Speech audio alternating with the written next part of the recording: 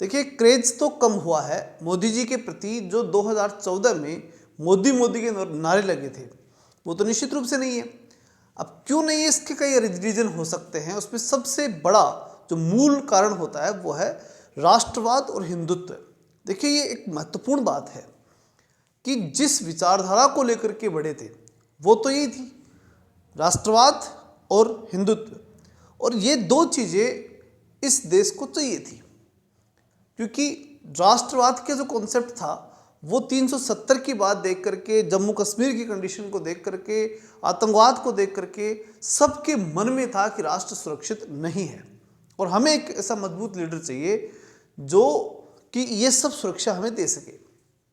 ऐतिहासिक रूप से जब राजनीतिक इतिहास देखते हैं तो इस प्रकार के मजबूत लीडर की बात करें तो इंदिरा गांधी उस समय थी। उसके बाद में इंदिरा गांधी से लेकर के और बाद में जो भी नेता आए वो अपनी इतनी मजबूत लीडरशिप नहीं दिखा पाए।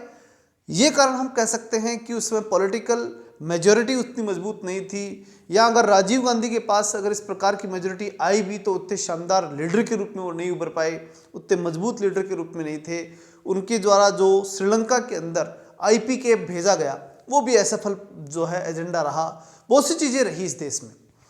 तो उस दौर में और फिर 90 के दशक में गठबंधनों की राजनीति रही, तो ऐसे करके ये कंडीशन इस प्रकार की रही कि देश धीरे धीरे आतंकवाद की तरफ जाता चला गया और आतंकवाद ने भारत को जकड़ने का प्रयास किया। और उस स्थिति में से फिर निकालने के लिए एक मजबूत लीडर की आवश्यकता थी। तीसरी उस समय की कंडीशन और भी थी कि जो मनमोहन सिंह जी का दूसरा कार्यकाल था, उस कार्यकाल के अंदर भ्रष्टाचार भी चरम पर था और उसे काफ़ी आंकड़े भी थे, प्लस कि भ्रष्टाचार, देखिए शासन व्यवस्थाओं के अंदर भ्रष्टाचार होना ये 1% तक स्वाभाविक बात है, क्योंकि राज्य के लिए जितने एक सरकारी अधिकारी कर्मचारी हुआ करते हैं वो अपने आप के अंदर कहीं ना कहीं से अलग से इनकम का सोर्स बनाने की और भ्रष्ट होने की कोशिश करते हैं और होते हैं।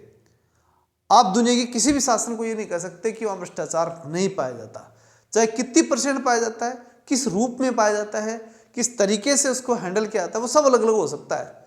हाँ, ये कह सकते हैं आपकी नॉर्थ कोरिया के शासक किम जोंग उन जो हैं वो वहाँ उड़ाई देते हैं गोली से, तो वो एक डर पैदा करके रोका जा सकता है। लेकिन एक साधारण लोकतांत्रिक व्यवस्था के अंदर हम बात करें तो भ्रष्टाचार होगा, लोकतंत्र में भ्रष्टाचार होगा, यही मान लीजिए आप तो, क्योंकि लोकतंत्र में उदारता रहेगी। उदार शासन के अंदर निश्चित रूप से भ्रष्टाचार की सुविधा या व्यवस्था बनेगी, चाहे वो कोई भी हो, फिर चाहे वो भ्रष्टाचार दूर करने के लिए आए हुए अरविंद केजरीवाल ही क्यों ना हो।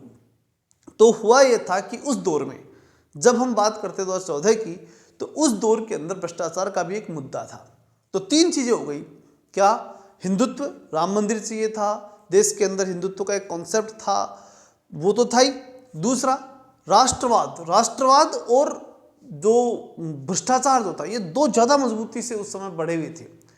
उस समय मोदी जी जो है वो मनमोहन सिंह जी का दिल्ली में खड़े होकर के बचाव कर रहे थे इस बात से कि हमारे प्रधानमंत्री को जो है वो पाकिस्तान के प्रधानमंत्री ने टक्कर क्यों मार दी, एक विषय था।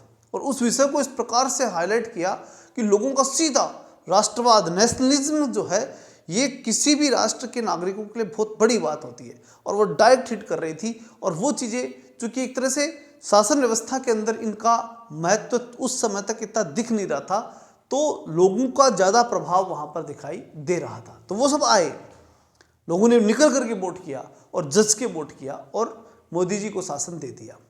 फिर उसके बाद में उनका काम थोड़ा ठीक रहा और कुछ जो एक्स्ट्राऑर्डिनरी वर्क्स जो थे उनके, वो उन्होंने खुल करके लिए एक मजबूत लीडर के रूप में दिखाई दिए। परिणाम उस समय तक नहीं आए, जैसे नोटबंदी का आज तक कोई परिणाम नहीं है, परिणाम की बात नहीं है, लेकिन एक्स्ट्रा ऑर्डिनरी एक्टिविटीज जो थी उनसे एक मजबूत लीडरशिप दिखाई दी और उस मजबूत लीडरशिप के कारण से फिर उनको वोट मिल गया। फिर उसके बाद में अब की बार जो मिला वो एक मजबूत, ऐसा नहीं कह सकते कि जनाधार था, अब वो एक कंडीशन थी कि हाँ, इन लोगों ने इतने वर्षों में जो व्यवस्था कर रखी थी उस व्यवस्था के आधार पर जन समर्थन मिला और 2 राज्यों के जो है मुखियाओं का सपोर्ट लेकर के सरकार बना ली। लेकिन अब इस समय गिरता गिरता क्रेज इतनी हद तक आ चुका कि वापस आ पाएंगे नहीं आ पाएंगे, ये बहुत ही संशय का विषय बन चुका है। तो इसलिए बहुत बड़ी बात होती है कि जब चीज़ें पूरी हो जाती है, ये भी एक महत्वपूर्ण बात है। हिंदुत्व का एजेंडा, क्योंकि राम मंदिर बन चुका और राम हिंदुत्व की आत्मा के, या कहें कि एक सार तत्व थे, और तो चाहिए क्या था जनता को। यहाँ जो एक अस्मिता का जो विषय बना हुआ था वो राम मंदिर था, जो कि अडवाणी जी ने खड़ा किया था। ये बड़ी बात है, अडवाणी जी के समय खड़ा किया गया एक मजबूत एजेंडा था, और वो एजेंडा आम जनता के बीच में भी था, तो वो पूरा हो गया।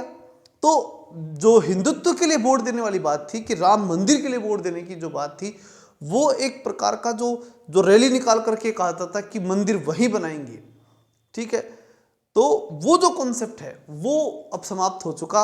उसके बाद में राष्ट्रवाद का जो 370 वाली बात थी, वो जो दूसरा रैली निकाल करके दावा किया जाता था कि जहां बलिदान हुए मुखर्जी वो कश्मीर हमारा है, वो जो बात थी उसमें भी 370 को हटाने के बाद में एक प्रकार से वहाँ का जो क्रेज है जनता के प्रति वो भी अब खत्म हो चुका, कि वहाँ अब कुछ चाहिए पब्लिक को, ऐसा कुछ नहीं है।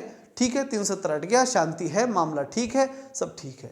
तो ऐसी कंडीशन में जब आवश्यकताएं या कहीं की मांगे पूरी होती हैं, तो नई मांगों की आवश्यकता भी होती है, और नई ऐसी चीज़ों की आवश्यकता पड़ती है जिनके लिए क्रेजी होकर के किसी लीडरशिप का समर्थन किया जाए।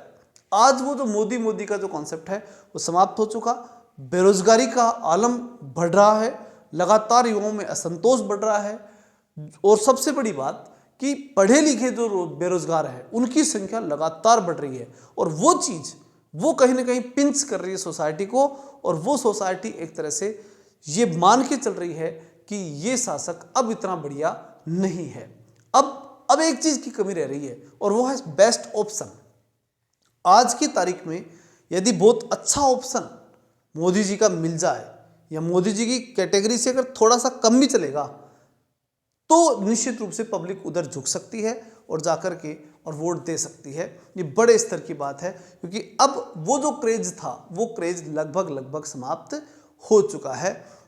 फिर एक नया एजेंडा इस समय का और चल रहा है, यूजीसी के कारण से इनका जो कोर वोटर था, बीजेपी का जो सबसे बड़ा कोर वोटर होता है वो है जनरल कास्ट, तो उसमें काफ़ी असंतोष फैला है, और काफ़ी असंतोष मतलब हो सकता है कि ये इनके विरोध में जाते हैं तो निश्चित रूप से सत्ता में बड़ा परिवर्तन देखने को आपको मिल सकता है। क्योंकि राजनीति में दो नहीं होते, वो 4 के बराबर होते हैं, क्योंकि 2 आपको दे रहे हैं, वो 2 आपसे हटेंगे तो आप 2 माइनस हो गए, और अगले के पास जाएंगे तो अगला जो है आगे बढ़ गया। तो इसलिए राजनीति में 2 होना 4 के बराबर होता है, केवल 2 नहीं होता। इसलिए कि 10, 20, 50 जितने % भी हैं, अगर वो इधर से निकलकर उधर शिफ्ट हो गए, ये अपने आप में बड़ा परिवर्तन बन जाता है। अब देखते हैं राजनीतिक मोड़ कहाँ जाता है, आगे क्या होता है, किस प्रकार के परिवर्तन होते हैं, लेकिन ये तय है कि क्रेज कम हुआ है।